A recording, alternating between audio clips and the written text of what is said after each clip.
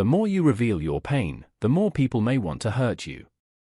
Although it does not always happen, it is common for some people to take pleasure in seeing you suffer or even contribute to it happening or worsening. This behavior of sadism and envy, unfortunately, is present in many and can indeed hinder your personal growth in various fields of life, be it at work, in a circle of friends, or even in the family. Therefore, learning not to show your weak points can end up becoming your strong point. Imagine yourself as a tree in the midst of a storm. The leaves may flutter and the branches may sway, but the trunk remains solid, deeply rooted in the earth. This is the portrait of silent resilience that we are going to teach here. We will talk about how you can be even stronger if you show that you are not easily affected by external and internal issues, where each challenge teaches you to be like the tree. By acting as if nothing bothers you, you are not denying the storm but choosing not to let the rain soak you and the wind knock you down. You will learn to be the master of your own fate, firm, strong, and serene in a sea of chaos. In this video, we will talk about 18 Stoic principles of Epictetus, a great and renowned philosopher you have probably already heard of. In addition, I invite you to self-knowledge, where strength does not come from the noise of thunder but from the silence of the light that illuminates the path. Therefore, in Principle 1, listen. In the next few minutes, focus on the content and not on daily distractions. Let's go. Principle number 1, listen twice as much as you speak. Have you ever thought about why nature gave us 2 ears, but only 1 mouth?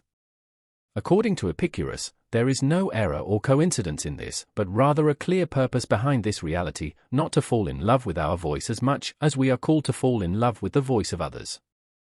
It is by learning from others that we advance in life, not by repeating our own speech over and over again. So from today, start paying more attention to what people around you say and less to what you have been upholding until now. Principle number 2, always expect the worst. One of the biggest causes of anxiety and its devastating consequences is believing that unfavorable circumstances are waiting for us in the future.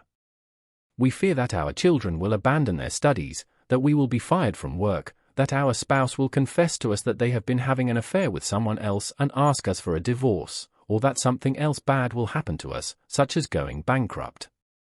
The problem is that one day we fear one of these problems, and the next day, another and another. The path of life, in addition to reserving good and happy parts for us, also reserves a handful of problems that are inevitable. Therefore, we live in permanent stress caused by different stimuli each day, and this is where Epictetus comes into the picture. Since his proposal is as drastic as it is effective, he says think that all these things you fear so much have already happened. So what could be worse? In this way, your spirit will develop coping strategies to move forward with your head held high. Principle number 3, prepare to fail because it is the only way to progress. We do the impossible so that we are not considered fools, but Epictetus has another view on this. According to his philosophy, one of the best things that can happen to you is to be considered such, as this is the way for you to really improve professionally and personally as well. The Stone philosopher reminds us that overcoming is not the product of a spontaneous reaction, but rather the result of a long path of trial and error. Principle number 4, be aware of the dangers of fortune. This wealth that we desire brings with it a stigma from which few people can free themselves, and it's not just about the people who will emerge from nowhere to benefit from our fortune by pretending a friendship they don't feel for us. Money has the ability to transform people, and not necessarily for the better. Once we are possessors of this highly coveted resource, we come to have something that until then we did not know we had, and it is from that moment that our spirit may begin to poison itself in the face of the loss of moral values. Principle number 5, do not cling to a single hope. Fortunately, we are beings inclined to practice diversity. That is, there is no reason to put all our hopes in a single dream, since this could be devastating if we fail in it. Therefore, Epictetus encourages us to pursue many dreams as this will exponentially increase our chances of success. Principle number 6, always remember that death is waiting at the end of the road. This is not advice that calls us to pessimism, but to be aware that death is the final destination of all our actions and especially our efforts. Once we have this in mind, perhaps we will start to evaluate to what extent it is worth spending 20 years of our limited life saving to pay for a house that, as much as it weighs on us, we will not be able to take with us wherever we go once death visits us. Just as we carry in our bag those objects that we consider indispensable for our daily life, such as the phone, credit cards, and our toothbrush, it would greatly benefit us to carry a small notebook with these Stoic principles. Thanks to them, we will no longer see setbacks as misfortunes nor life as internal time we have at our disposal, but we will acquire a more realistic view of our existence and certainly make better use of our time of life.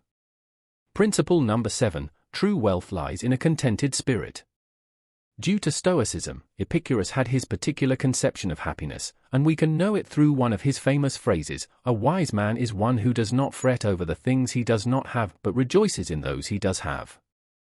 This reflection is more than a thought, it is advice to learn to stop feeling afflicted by those riches that are not yet part of our life because, while we allow ourselves to complain and mourn for what we lack, we lose valuable minutes of happiness in which we could thank for everything we have achieved so far, which is much more than our eyes are trained to appreciate.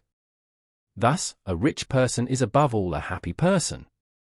Principle number 8, incorporate humility into your life. If you really want to learn something, it is essential that a person learns what they believe they already know. Through this phrase, Epictetus calls us to make use of our humility, especially in the realm of learning. Going through life boasting of the pride of knowledge distances us more and more from the authentic knowledge that arises from the conviction that we are completely ignorant about what we intend to learn. In this way, we will look at everything through the eyes of a child, which harbor as much capacity for wonder as they do a desire to learn. Principle number 9, guilt is synonymous with plague. Narrow-minded people blame others, ordinary people blame themselves, but the wise see all guilt as foolishness. Thanks to this phrase from Epictetus, therapists nowadays have begun to approach guilt as a feeling to be eradicated from our lives.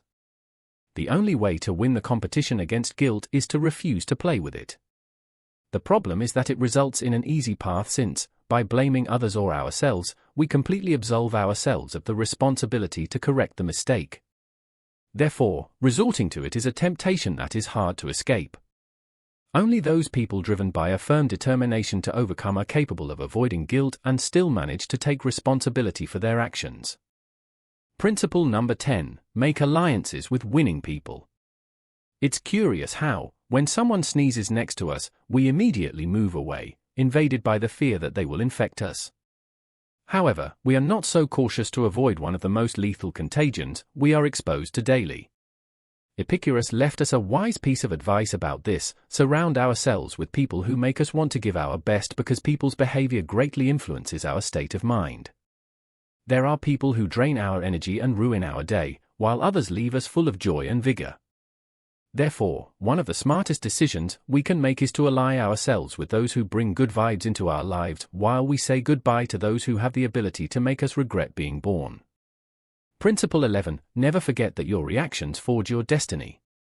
We should not take our reactions lightly, as they definitely mark our success or our failure, and Epictetus was very categorical about this.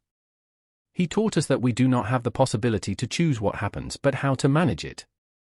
Misfortune can fall upon any of us, but it is what we do from its arrival that will mark the difference.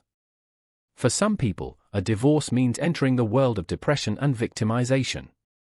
In contrast, for Epictetus, it is a golden opportunity to start on the path of self-knowledge. Remember that your life is not what happens to you but what you do with it. Principle 12, always fulfill your duty. Each one of us has a role in society and in the world, and the sun does not need praise or enchantments to rise each morning, but it does every day, and that's final. Thus, just as every part of nature does its job, we must fulfill our obligations. If we are waiting for praise or encouragement to do our work, we are failing both the environment to which we belong and ourselves. If we know what our task is and are aware that other people depend on it, it is our moral duty to carry it out without waiting for anyone to remind us. Principle 13, do not hate those who hate you, simply ignore them. You are much bigger and completely superior to the one who criticizes, despises, and discriminates against you. Therefore, do not waste your precious time hating that person, as they do not even deserve to be present in your thoughts. We are encouraged not to fear people who harm us, as that noise represents a regrettable attempt to damage us. So ignore it and become immune to it. Principle 14. Bet on simplicity.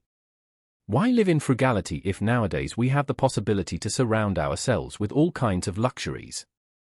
The answer is much simpler and more logical than you think, because wealth does not maintain itself, but requires commitment and a lot of daily energy to be able to preserve this system of luxuries and wealth. In contrast, when we opt for a simple lifestyle, we stop being surrounded by the pressure of having to meet the due dates of bills, loans, and credit cards. Principle 15. When you allow the comments and attitudes of others to bother you, you are handing over control of your life. Any person capable of making you angry becomes your master. However, that person can only make you angry when you allow yourself to be disturbed by them. Epictetus makes us understand that there are many keys within us, and some lead us to happiness, while others lead us directly to emotional ruin. It is precisely this last key that we hand over to those who make us angry. The solution to this problem is to put up a barrier that prevents us from being affected by the attitudes of others, because definitely each one is the owner of what they say and also of what they decide to listen to. Principle 16. Friendship is above wealth. True wealth is genuine friends, as they will be there to support us if one day our material fortune dissipates. Therefore, dedicate yourself to cultivating true friendships, and you will be making a very profitable long-term investment. Principle 17. Always extract the benefit from things. Whatever happens, it is up to you to take advantage of it or not. These were the words of Epictetus. As you can see, it is not about having the option to take the good out of adversity, but that doing so is our duty. As long as there is intelligence in you, there will be the ability to realize the advantages you can take from the situation that has struck you. Principle 18. Stop worrying about what is out of your control. You are the owner of your opinion, but not your reputation. You have the desire and the zeal for the search, but you cannot control the amount of goods you have or success. Therefore, worrying and getting bitter about those things we cannot control is simply making the decision to waste time.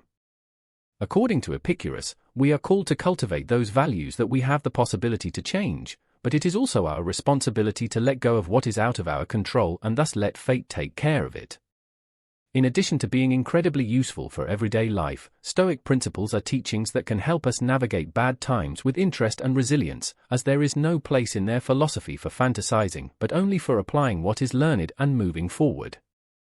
I hope you like the video, and since you've made it to the end, share your ideas with us and write in the comments. If you're new to the channel, please subscribe. See you soon.